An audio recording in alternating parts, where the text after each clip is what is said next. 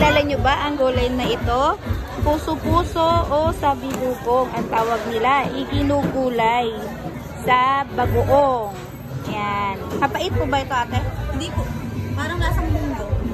Munggo. Parang ganun. Igigisa siya sa bagoong na halubaybay. Yung isda.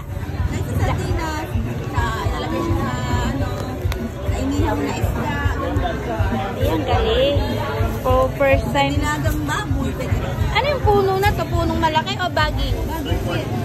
Baging. O, yan guys. Puso-puso. Yan. Shout out sa inyong lahat. Kilala nyo ba ang gulay na ito? Yan. Be, nakakain ka na to, Be? Talaga? O, yan. O, guys, yung bata kumakain ng gulay. And guys, for more information po, just follow my YouTube account. Ria Barulan po. Yan, shout out kay ate na nagtitinda ng gulay.